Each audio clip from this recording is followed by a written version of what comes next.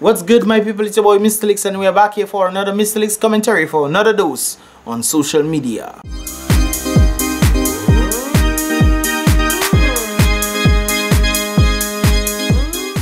Welcome back, guys. Ever met somebody who seemed to know what they were talking about, but until you get down to the nitty-gritty of things, you realize that person doesn't really know what they were really talking about? And the person seems so passionate. This sort of reminds me of basketball fans. The fake basketball fans, that is, where some of them claim to support a particular team, but if you were to ever ask them to name a player in that team, they can't tell you. This brings me to my first article today. Now, there's a guy who goes by the name of Marco Rubio, and for those of you who don't know, he's a Republican senator in Florida. Now, Mr. Rubio claimed to be a youth supporter of the Wu-Tang clan. Now, correct me if I'm wrong, I know Republican and hip-hop does not go hand in hand. So much so, I think I'm about to prove my point. Anyways, one of the hosts of Odd Number decided to test out his true fan sincerity by asking him who is his favorite member. It is interesting that he, being a Wu-Tang clan fan, could not answer that question. How can you be a fan and not know anybody in the group? I don't know what kind of fan you are, buddy, but you ain't fooling me. According to the article, he was having a Sarah Palin moment, and you know Sarah Palin used to talk a lot of nonsense.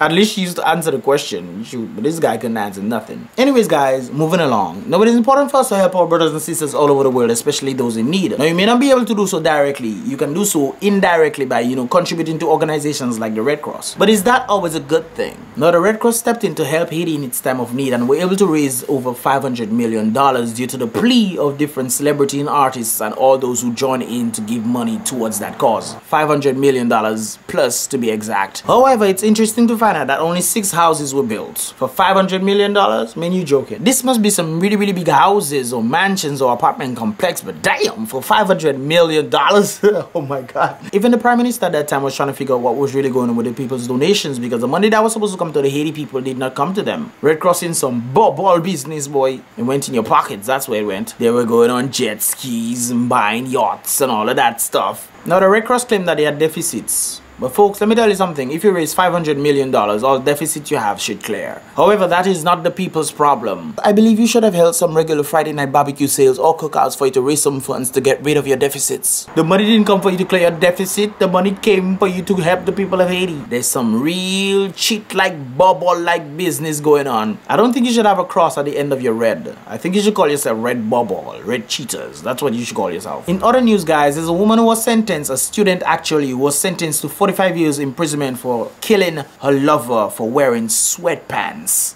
to their date night. Talk about taking things a little bit too seriously. While reading the article, I was trying to figure out who were the 2 people involved. Now, I kept coming across 2 names, and I'm trying to figure out why did the mother name her son a girl's name. Only after reading the article I realized they were actually 2 girls. Oh, my Caribbean innocence.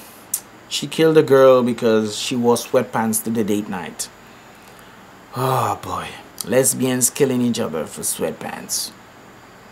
Talking about murder, this one comes directly to our shows involving one of our Dominican girls who was married to a businessman in Antigua. Presently, that businessman is in police custody in the United States on the involvement of killing his first wife. If found guilty, he could face the death penalty. I got to meet the guy, and from the onset of things, you never would have guessed that that could be the case. Now, I know some of you guys might be very happy to hear this because you're either mean or jealous, and some of you could be very sad. But I'm just wondering about the innocence that could be involved in this girl's marriage to this guy. The opportunity to live a better life. Now, put yourself in that shoes. What would you have done? So guys, just take it easy and just pray for the best involving this girl and her husband. Well, guys, thanks so much for watching. This is all I have for today. Of course, this was an article segment here on Mystelics commentary. So if you like this video, make sure you give it a thumbs up, and if you want to see more, subscribe to the channel as well. Of course, you can show some support by sharing this video with your friends and family, and also leave some comments below so I can definitely see what you think about these articles. Of course, all the article links are in the description below. Once again, it's your boy Mystelics on the Mystelics commentary, and I will see you guys in the next commentary video.